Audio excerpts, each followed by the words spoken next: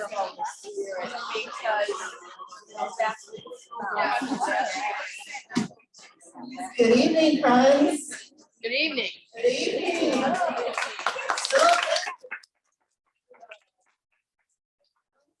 Our friends and sisters in Jesus, thank you for being here tonight.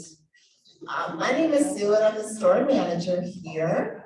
If we haven't met, it is my privilege to introduce Sharon. She doesn't need a huge introduction since we all know her so well, right? We were just talking and Sharon and I met at Thornton Covenant Church is where I attend. And her and Jack were candidating to be our co-pastors, associate pastors at Apple. And that was in 2003. Wow. Time just goes by so fast. Anyway, so I called Sharon a friend and I remember I introduced you on your first book right here. Oh my goodness. This is so exciting. It was before, excuse me, it was before the remodel. Oh my goodness. And that was 10 years ago.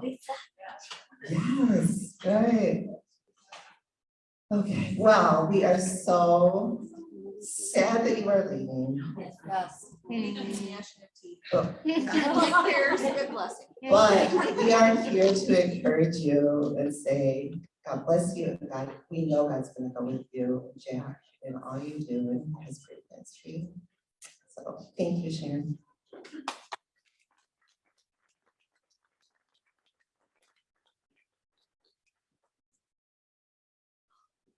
Where you all been the past couple of years?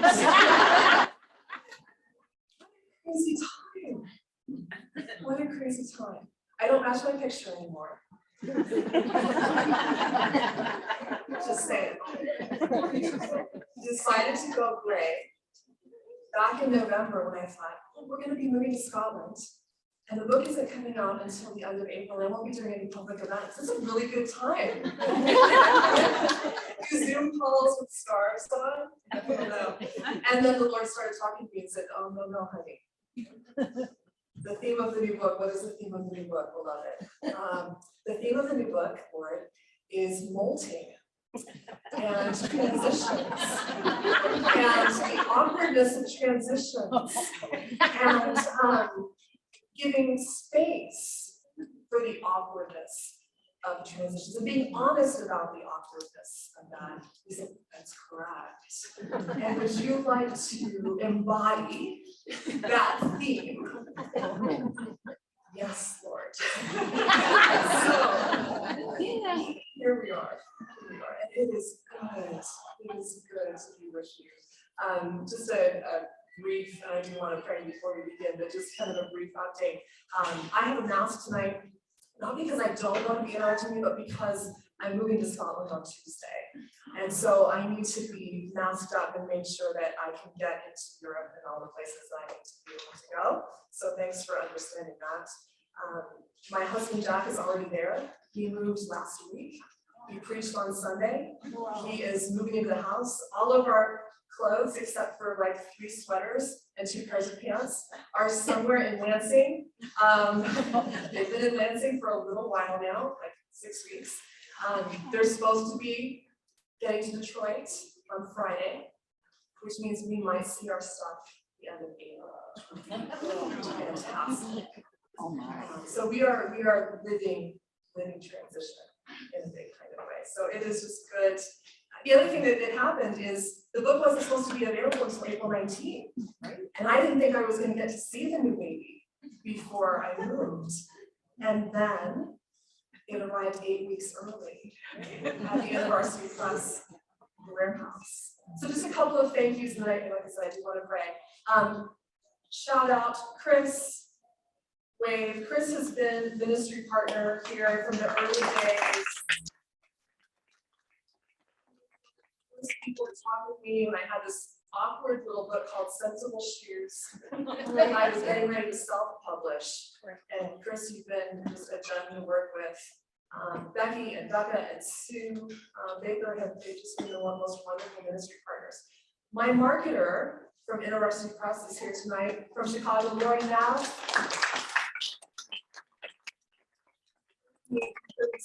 Publicly before about my books, you know that InterVarsity Press has been the best possible home for me, again, ministry partners.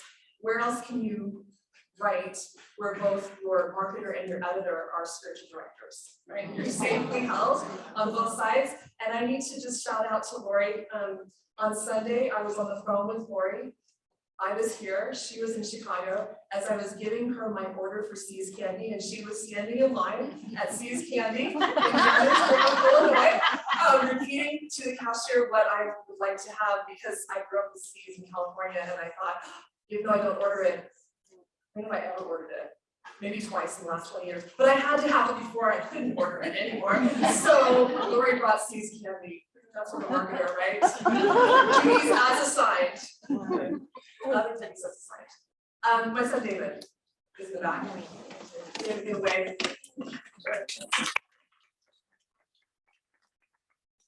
David's name is not on the cover of this book, but David's influence, his wisdom, his compassion, his insight is on every single page of this book.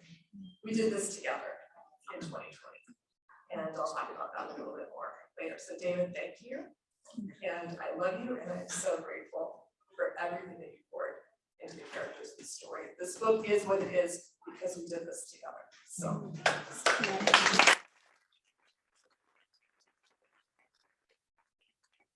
As I said, my beloved husband Jack is already in Scotland.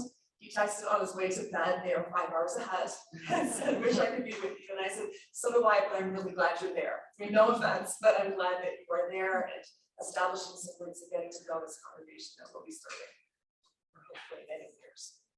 All right, let's pray.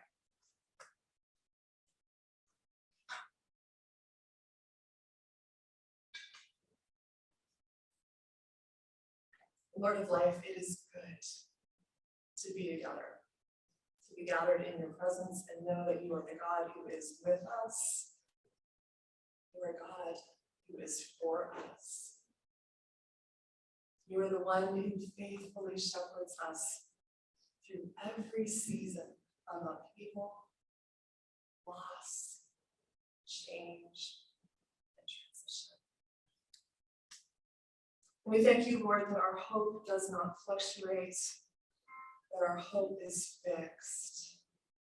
Our hope is in you, in your love, in your kindness, in your power, in your faithfulness. And Holy Spirit, we welcome you, we say yes to your presence tonight. We pray that you would stir our hearts to notice and name the ways that you have been revealing yourself to us during these last weeks, months, and years. So come and breathe. And we gratefully receive. In Jesus' name. Amen. All right, let's talk a little bit about the new baby. Let me say, first, let me set just a framework for this. So this is third in a series. Shades of Light is the first. Remember Me is the Lenten book. Remember Me, we did this together, if you remember, right before the pandemic. Lockdown. We were here in February of 2020, launching Remember Me, which is my novella. And this is, let me contrast the two series that I've written and set it up this way. In the Sensible Shoes series, the characters they come into the story with different losses, with different captivities, with different hurts. And over the course of their 9 months together, their life together and with God, they experience the gift of healing and transformation. They encounter God in significant ways. They're able to perceive how God is with them. They're able to say yes to God's invitations. But in Sensible Shoes and the series, none of the characters are suffering with chronic affliction. None of them have disabilities that won't be. And so Shades of Light asks very different questions. It's still all about knowing the God who knows us and being at rest in the love of God. But at the heart of the Shades of Light series is this question. If the Lord does not remove the cup of suffering from us, though we beg, though we ache, though we plead, if he does not remove it, how does he reveal his love to us? How does he demonstrate he is with us with it? How does he enable us to drink the cup? And so the Shades of Light series focuses very much on Jesus as the crucified one. Jesus, the man of sorrows, acquainted with our grief. The God who expressed the fullness of his love for us in that he did not withhold himself from any suffering, but entered fully into it. This is the God who loves us. And this is the God who is with us.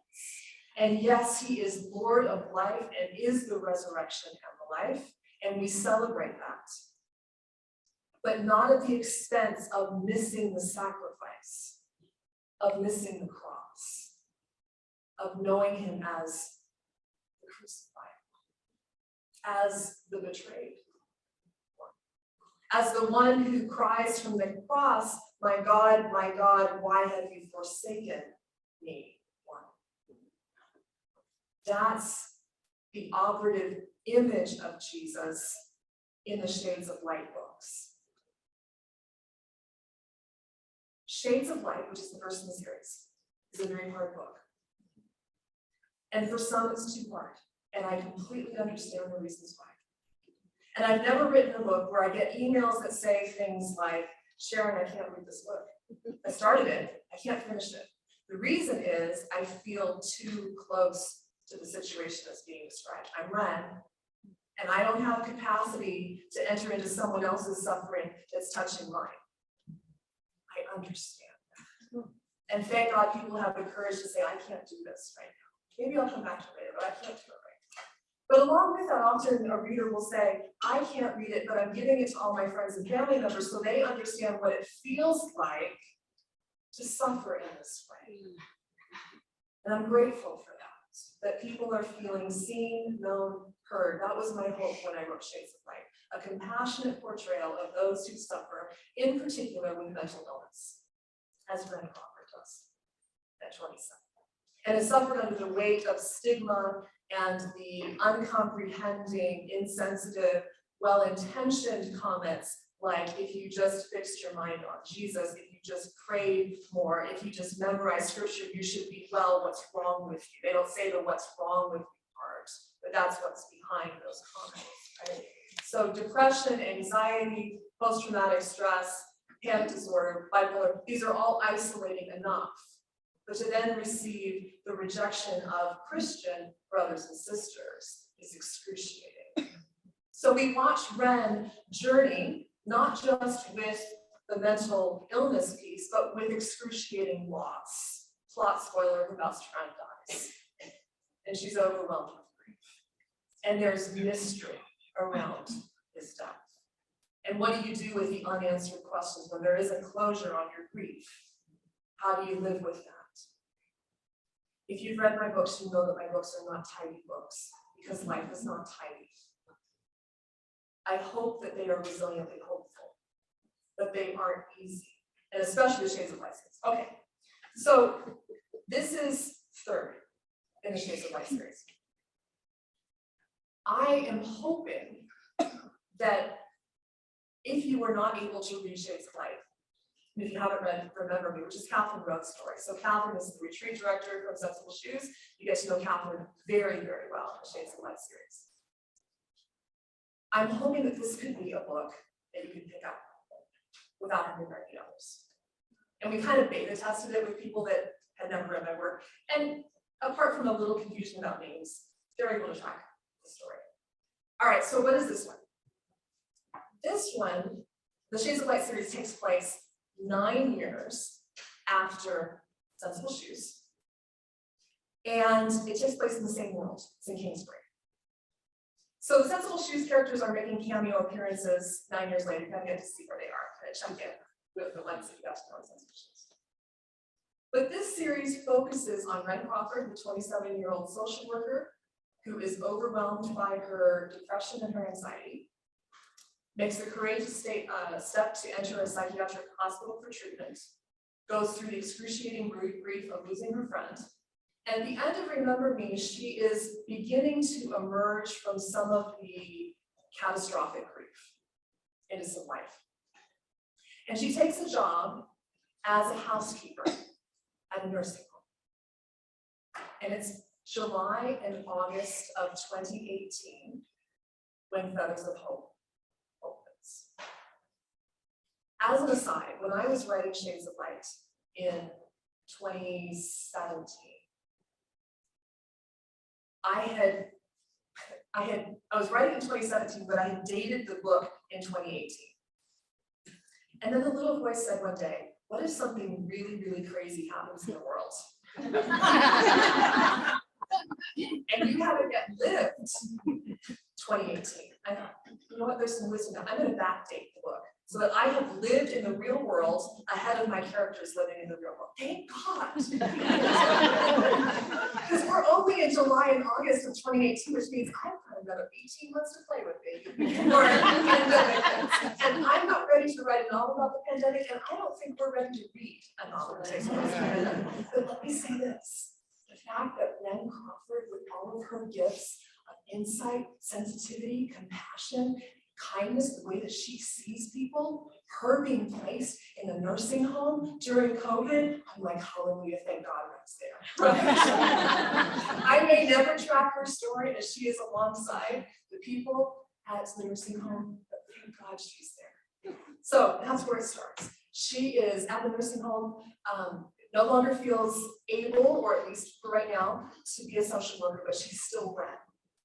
And she's in and out of those rooms, cleaning their rooms and being attentive to the people there, as best she can. As she's still trying to navigate this open-ended grief, the questions that are unresolved about her friend Casey. So she's point of view character in Feathers. Catherine Rhodes, Kit. I always call her Catherine though, because that's how I first came to know her. And Kit is family. She won't mind you call her Kit, but I always call her Catherine. So Catherine Rhodes is the second point of view character. And what's happening in Catherine's life in Feathers of Hope is that she is getting ready to retire as the director of the New Hope Retreat Center after more than 20 years there. And so this is a time of transition for Catherine too, as she lets go of the life that has been and tries to let go and trust it to whomever the board is going to call in her place. And she knows from the job description that the board has put together, even though she recommended some candidates that might be suitable, no, the board has put together a job description that wants someone with business savvy and online marketing and overseeing a big building project. And Catherine thought she had figured out, it doesn't mention prayer and the things that she's seen about him online. It doesn't mention that he's led retreats, apart from a couple of guys' events. And so she's beginning to wonder who this young guy is that they've called for the interview. She's got some pretty strong first impressions, and guess what? Author had some pretty strong first impressions too of who Logan Harris was. And where I thought the story was going was that Logan Harris was coming in as this hotshot CEO to shake things up, and Catherine was going to have to school him. That's not where it goes. And I remember David and I, the day that we realized Logan was not who we thought Logan was, Logan asked really unsettling and important questions that holds up a mirror for Kit and some of her blind spots especially her blind spots about being colorblind. She's a justice. Right, so just ask some judging questions. I'll leave that there. You can track that story. The third point of view character in Feathers of Hope is Catherine's daughter, Sarah. You get to know Sarah very well. And I had some strong first impressions of Sarah, too. And so an invitation all the way through Feathers of Hope is to be compassionately curious about who these people are and what their stories are, rather than to rush to snap judgments. Because even the ones that irritate us, especially the ones who irritate us and put our heads, may just be bearing gifts that we need of the Spirit. So how quick are we to dismiss people that may come off as abrasive or controlling? What is Sarah's story? So you get to know Sarah and her family quite well. Of all of my books, Feathers of Hope is the most relationally conflicted. It takes place in 2018. We were writing it during the pandemic. It could not absorb some of what was happening in 2020, right? Which was also happening in 2018, but we weren't as aware of it in 2018 as I was aware of it in 2020. So it's a relationally conflicted book, and it's messy. Its relationships are messy. And we need to continue to seek that grace. The other thing about Feathers of Hope, and this is it's a dense book. There's a lot of content because Catherine is a point of view character, and she processes things at a really, really deep level. Right? So you're in her head a lot. She's leading her very last retreat at New Hope. And you'll get to attend her last retreat. So in some ways, this is the book that's most like Sensible Shoes, because you'll get to go to Catherine's final 3 sessions. So let me just read to you a little bit of a giveaway on what she's doing with the retreat. So she just finished prepping her notes for the first session. She saved the retreat document on her office computer and looked at the open Bible on her desk. When she had prayed about good last words to offer the community, the theme of stewardship had come to mind. Stewarding love, stewarding affliction, stewarding grace. As you have been loved, love. As you have been comforted, comfort. As you have been forgiven, forgive. That was what she would present on the next 3 Saturday mornings, unless the Lord redirected her, which he was always free to do. Love is patient, she read from 1 Corinthians 13 again. Kind, not envious or boastful, arrogant or rude, self-seeking or irritable or resentful. Each description from Paul merited a lifetime of pondering.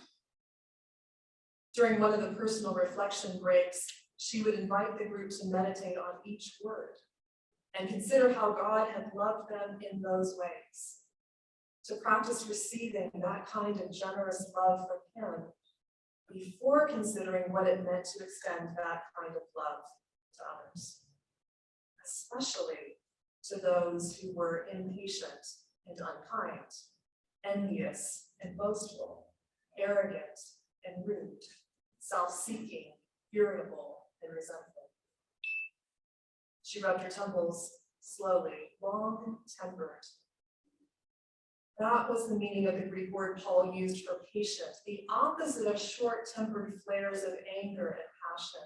Long-suffering fortitude extended a long way and a long time over a long haul.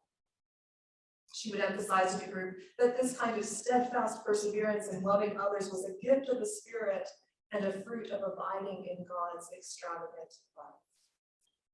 She would remind them what Jesus had said, "As the Father has loved me, so I have loved you." Abide in my love. Savoring that kind of love, divine love, took practice. It's time. I think I'll read just a little bit from the retreat session. I'm going to mark on a page number. Let me find it here.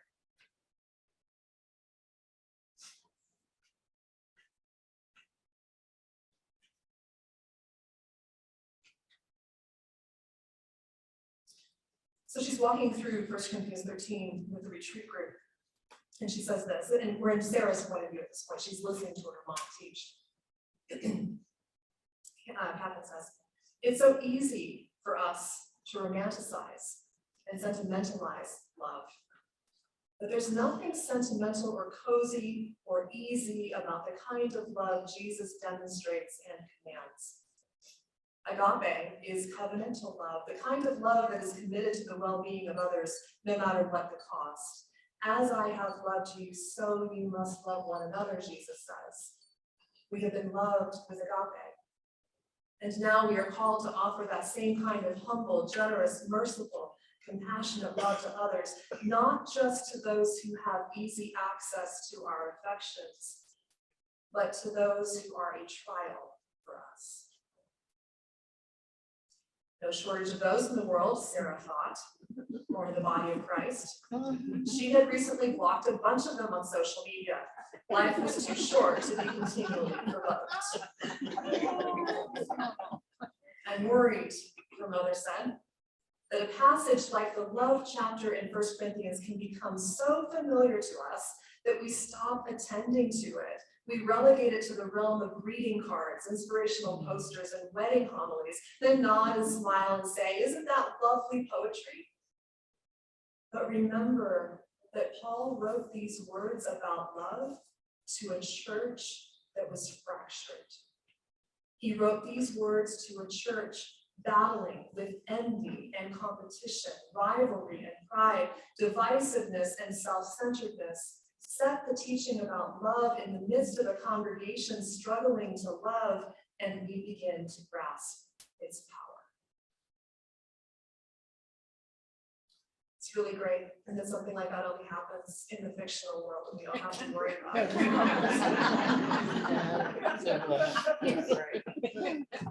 So this is Feathers of Hope. And it's messy, and you get to see Catherine's fragility and her sin and her resentment, her anger. And you get to see her processing that with God, realizing that she perhaps is beginning to see enough to know that she doesn't see clearly. There's an invitation to humility. Let me close by just reading the opening, which will set the metaphor for the entire book. It's right for you on page 1 of the book. There's no guessing about what the image is for Feathers of Hope, and it's on the cover as well, just in case you miss it on page 1. But here it is. The book opens this way. When the cardinal landed at their bird feeder early that morning, its eyes bulging, its head stripped of red crest feathers, leaving it black and bald, Wren Crawford was sure the poor creature was either sick or wounded. She set her second cup of coffee on the kitchen table and watched him through the glass slider. If he didn't drop dead on the patio now, she would likely find him in the yard later. She hoped she would find him before the neighbor's cat did. She checked the cupboard beneath the sink for spare gloves. She would get a garden trowel too, in case she needed to carry him to the woods for a burial. Just as she was picturing the scene, her great aunt, Catherine Rhodes, sidled up beside her, wrapped in her terry cloth robe and holding a striped journal. She followed Wren's gaze to the yard. Molting season, Kit said. That guy lost all his feathers at once. Wren felt her shoulders relax. So he's not sick? No, he's fine. Just not too handsome right now. Its gentle smile indicated she not only perceived where Wren's racing thoughts had landed, but understood how they had arrived there. Most birds molt gradually, she said, but every once in a while, you see one that's experienced a more sudden, dramatic shedding of the old. So there's your metaphor for feathers of hope, and you'll get to track that molting cardinal all the way through. And I saw a bird I was convinced was on death's door on our deck back in the summer of probably 2019. And so I'm in red of, oh gosh, that poor bird, is he gonna drop dead in front of me, and then how am I gonna manage that, right? I must have Googled bald cardinal. I think that's how I got to the whole molting today. And Amy and Sean, put your hands up in the back, because Amy and Sean read an early manuscript of the book and told me all about pin feathers. Right, so after a bird molts, these tiny little sharp sheaves of like pins begin to prick up, and boy, are they uncomfortable and awkward and agitating. But they're a necessary part of the process. And Ren begins, and Catherine does too, they really begin to own the image of molting and pin feathers and the gift of having a safe place where we can be awkward and agitated and provoked together with each other. Amen. I would love to take your questions. That's like my favorite thing to do. So the only thing I would ask is that you don't ask if you've read. Has anyone here already read Feathers of Hope? Okay, a few. So no plot spoilers, please, but you are free to ask me anything else that you're curious about. We'll ask you to use the mic because it is live on Facebook, and don't be afraid. It doesn't bite.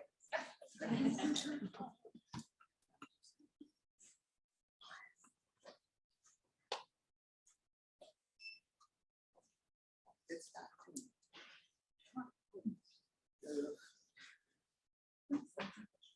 And I can repeat questions, Chris, too. We're gonna have to. This thing's Yeah. red. Yep, I'll repeat. It's on. It's just red. See, I'm not lying, right? It's red. She's looking at me. It's awful. Okay. Speak loudly. Sharon, I'm sorry. Thank you. So, two questions. Have you worked with Enneagram with your characters, thinking through what they might lean toward? So that's one question. So exciting.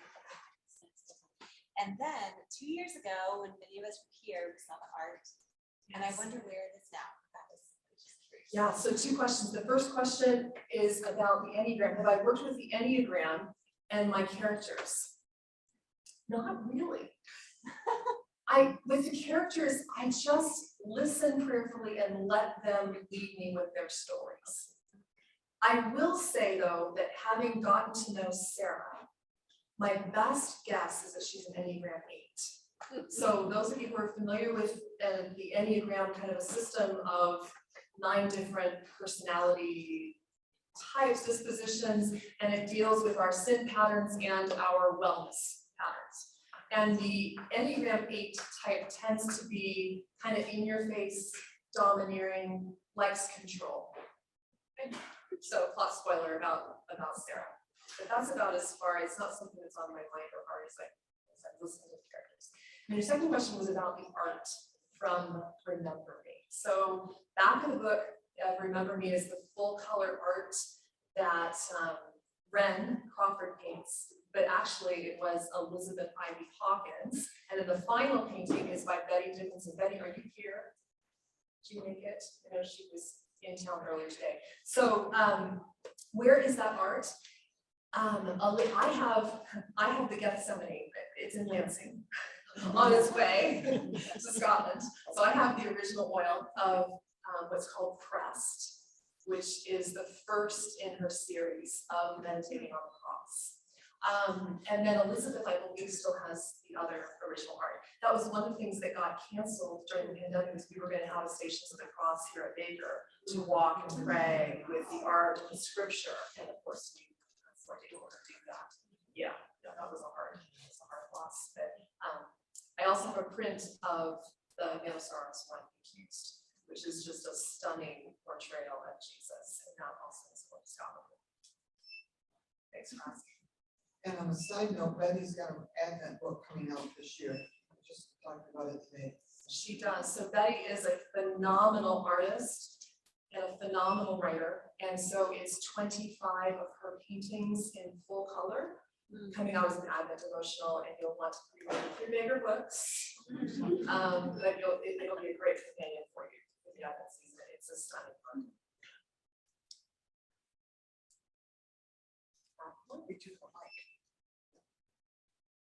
Miracle technology.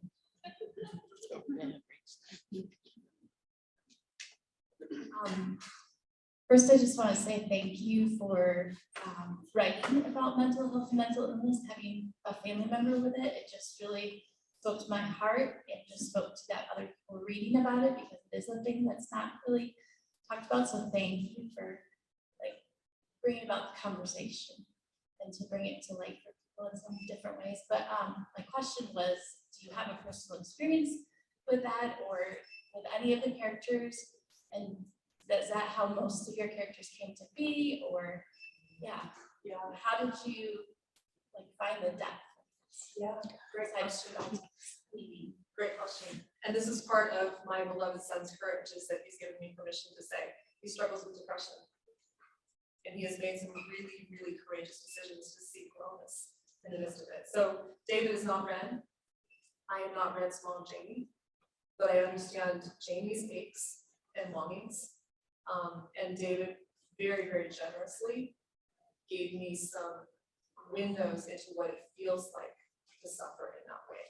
He was very much, not only was he part of writing Feathers of Hope, but he was really involved in writing Shades of Light, helping me to understand what it feels like from the inside. Because all I knew what it felt like was what it felt like to be a mom, the loved one alongside. What I call a co-sufferer who aches and longs for your loved one to be well, whether that's a parent, a friend, a child. The longing is there. And knowing the terror of what's common for those co-sufferers. What if I say too much or don't say enough? What if I say the right thing? Where's the edge? Where's the invisible edge of the cliff? What if I do the wrong thing? What if I don't do enough? What if I'm not vigilant enough in all of these things? And the burden that can crush under that. And so very much in Shades of Light is a compassionate portrayal, not only of Ren, who's in the depths of depression and anxiety, but Jamie, who is in the depths of terror and the disappointment of continually crying out to God on behalf of her daughter and not seeing how God is manifesting the fullness of his love and his power. And there's ache in that too, as we wait to function. Thanks for your.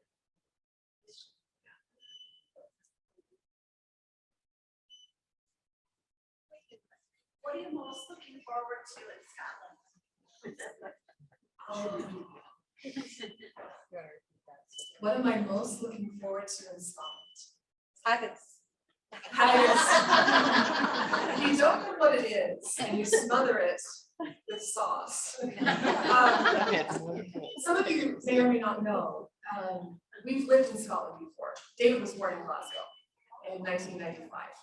So, and then he went to elementary school in England. So it was a really formative time. It was our very first church right out of seminary. Jack and I had only been married 9 months when we moved to Scotland. And so our hearts have always been in the UK to some degree. We thought the dream, I'm gonna kind of tangent, Courtney, on your question. We thought the dream of returning to the UK was over. Particularly because when we were there in Scotland, we served the Church of Scotland, and we found out the Church of Scotland not only had a moratorium on hiring Americans coming in, but they were saying nobody 55 or older. So we kind of thought, oh, door closed. But then one day, Jack Googled churches in Scotland looking for pastor. This was in September. And he had set up, he had been felt after a couple of years out of pastoral ministry, was really feeling God's call back to pastoral ministry. And so he kind of thrown open the doors to, Lord, where are you calling us? Where do you want us to go? And so he sent an inquiry and didn't hear anything back. But he had set up a website that had his preaching and doctrinal statements and theological papers and things. And because he's tech savvy, he could tell from the IP addresses that there were a lot of people in Scotland that kept logging in and spending a lot of time reading this thing. So, but no communication for weeks. And then one day in October, there was an email from the search committee saying, we'd be interested in having a conversation with you, a Zoom conversation next Monday at 3 o'clock.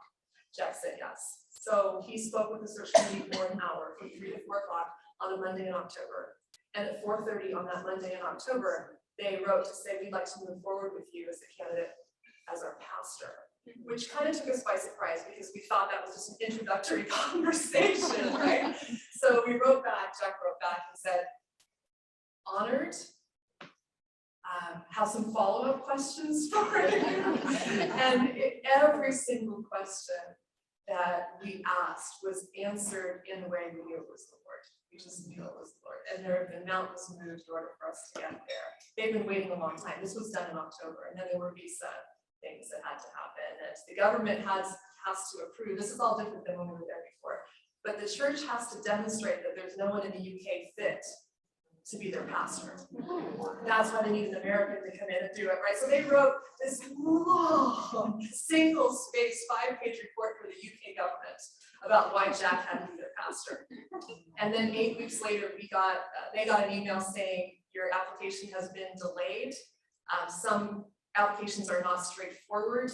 Do not contact us with questions. Which left us wondering, is our application not straightforward, or is someone ahead of us gumming up the system?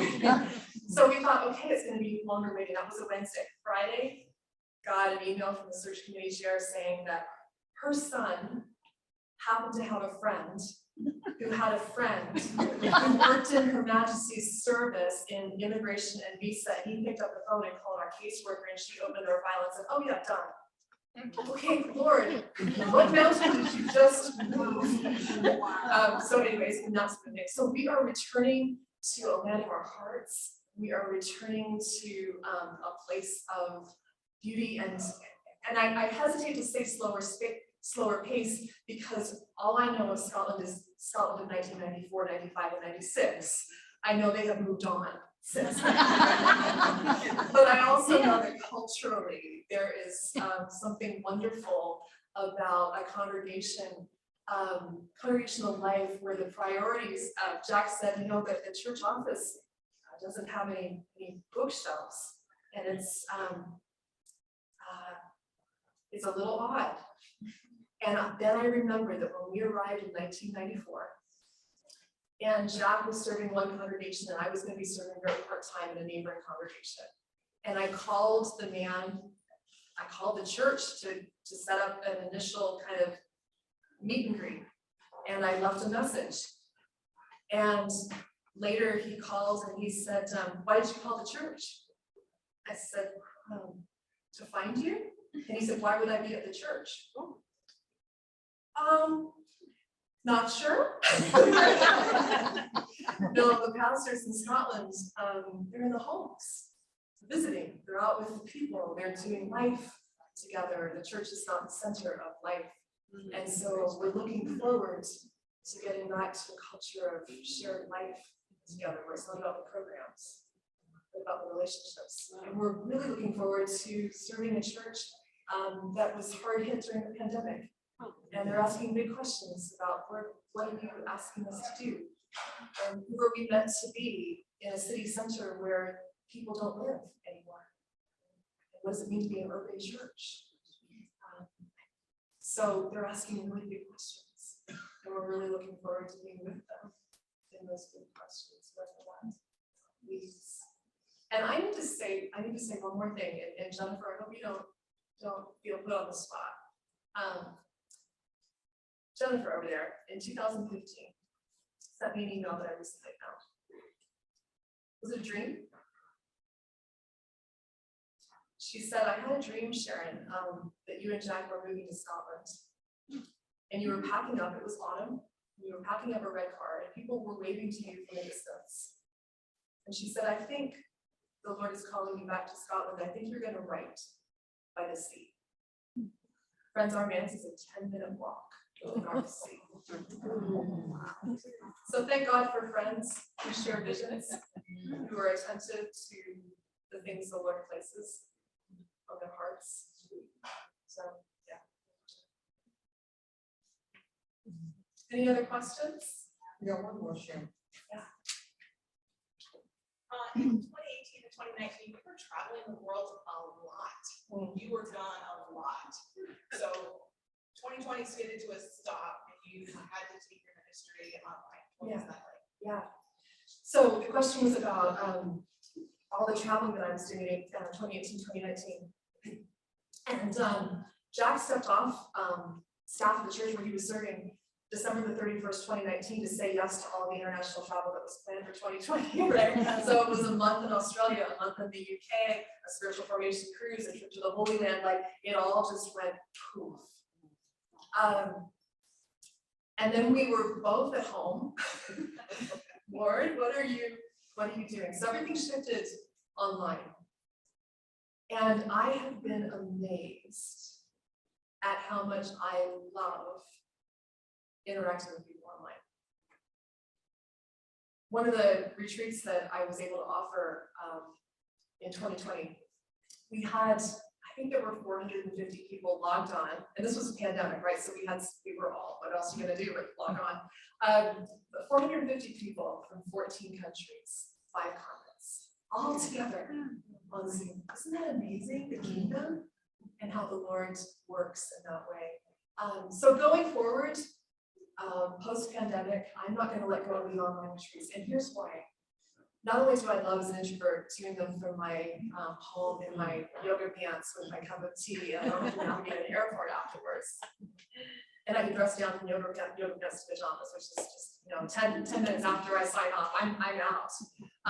And I appreciate that.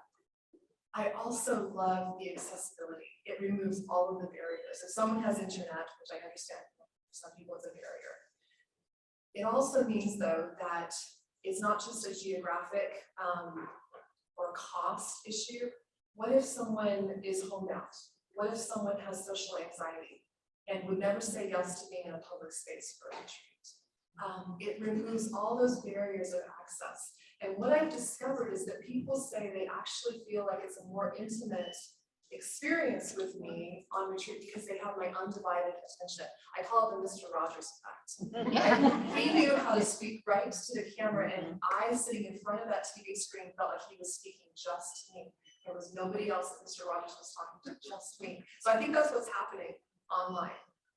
And plus you're not distracted by who you're sitting next to and who's doing what in the room, or making your own judgments about the extensible shoes characters do, or making your judgments about who else is in the room. Like, there's none of that. It's just you in front of a screen, listening and responding. So in God's funny providence, here's what happened. I led a retreat in 2021 for a church in Dundee, Scotland.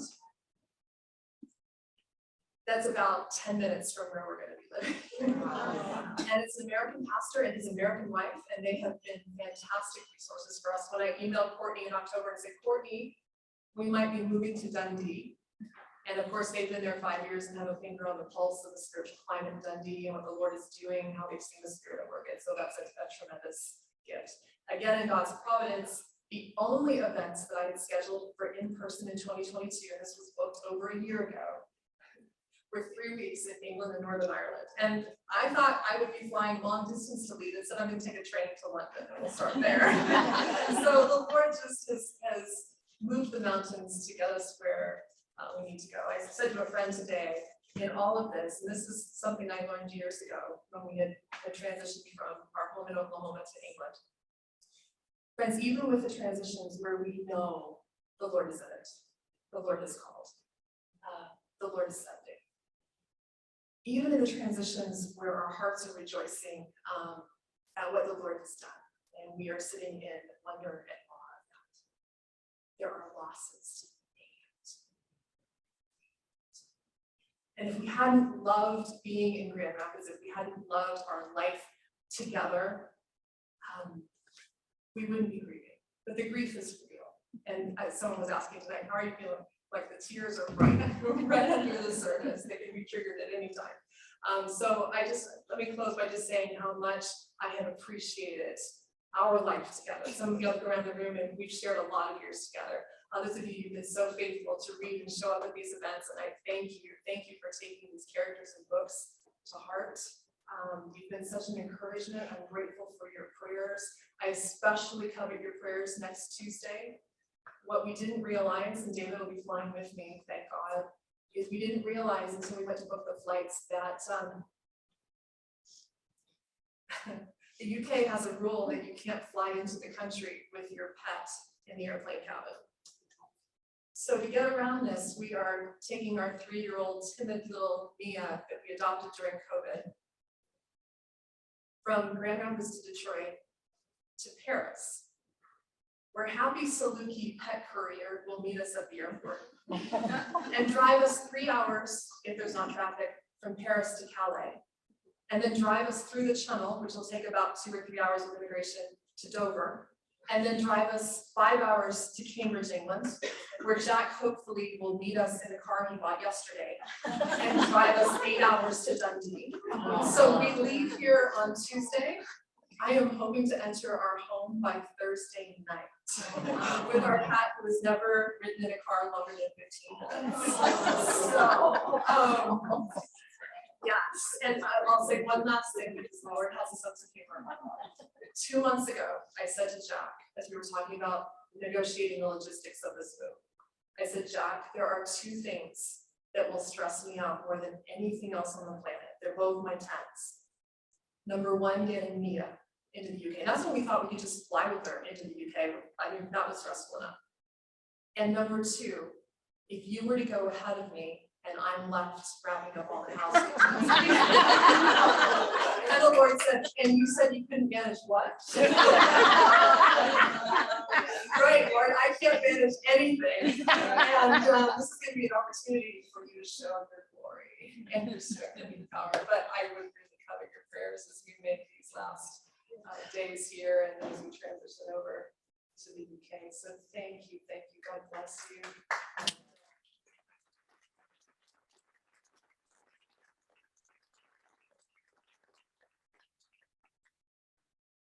Thank you, Sharon.